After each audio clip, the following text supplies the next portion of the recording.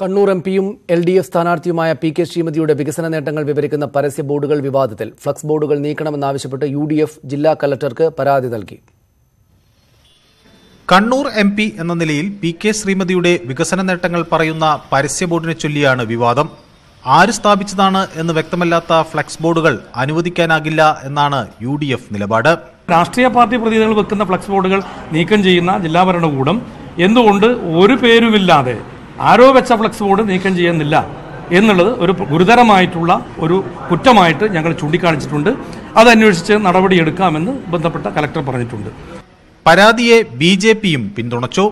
ജില്ലാ ഭരണകൂടവും അതുപോലെ തന്നെ സംസ്ഥാന ഭരണകൂടം ഇതിനെ അംഗീകരിക്കാതെ അത് ഫ്ലക്സ് അല്ല എന്ന് പറഞ്ഞുകൊണ്ട് ഒരു നിഷേധാത്മക സമീപനമാണ് അവർ കൊണ്ടുപോകുന്നത്.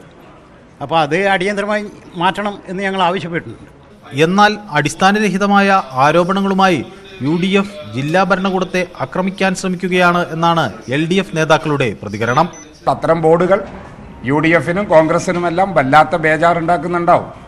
കാരണം അതൊക്കെ നാട്ടിൽ ആ വികസനമൊക്കെ ചർച്ച ചെയ്യുമ്പോൾ കൂടുതൽ നില പരിങ്ങലിലാവും എന്നുള്ളത് കൊണ്ട് എങ്ങനെയെങ്കിലും ആ ബോർഡിലൊന്ന് നീക്കം ചെയ്യിപ്പിച്ചാൽ നല്ലത് എന്ന ദുഷ്ടലേക്കാണ് ഈ ഒരു ആരോപണത്തിൻ്റെ പിന്നിലെന്ന കാര്യത്തിൽ യാതൊരു തർക്കമില്ല.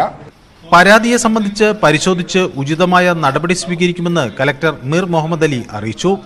രാഷ്ട്രീയ പാർട്ടികളുടെ അനുഭാവികളായ BLOമാരെ സംബന്ധിച്ച പരാതികളും പരിശോധിച്ചു വരികയാണെന്നും കലക്ടർ വ്യക്തമാക്കി. News 18 കണ്ണൂർ.